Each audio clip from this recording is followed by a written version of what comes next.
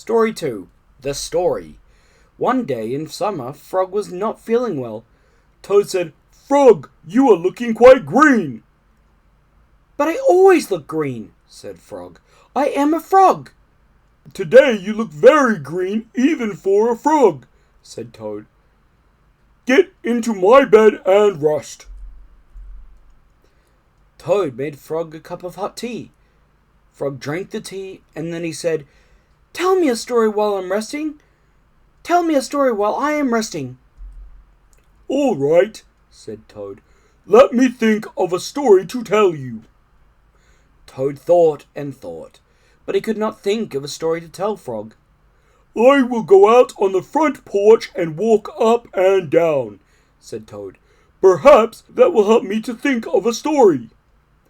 Toad walked up and down on the porch for a long time, but he could not think of a story to tell Frog.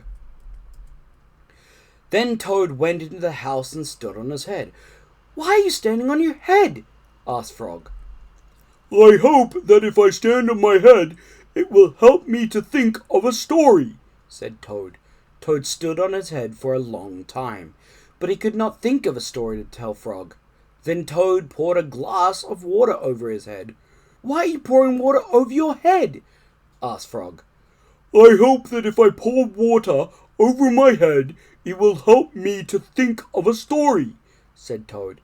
Toad poured many glasses of water over his head, but he could not think of a story to tell Frog. Then Toad began to bang his head against the wall. "Why are you banging your head against the wall?" asked Frog. "I hope that if I bang my head against the wall hard enough, it will help me think of a story," said Toad. "I am feeling much better now, Toad," said Frog. "I do not think I need a story anymore." "Then you get out of bed and let me get into it," said Toad, "because now I feel terrible." Frog said, "Would you like me to tell you a story, Toad?" "Yes," said Toad, "if you know one." "Once upon a time," said Frog, "there were two good friends, a frog and a toad. The frog was not feeling well. He asked his friend the toad to tell him a story. The toad could not think of a story. He walked up and down on the porch, but he could not think of a story. He stood on his head, but he could not think of a story. He poured water over his head, but he could not think of a story. He banged his head against the wall, but he could not think of a story. Then the toad did not feel so well, and the frog was feeling better.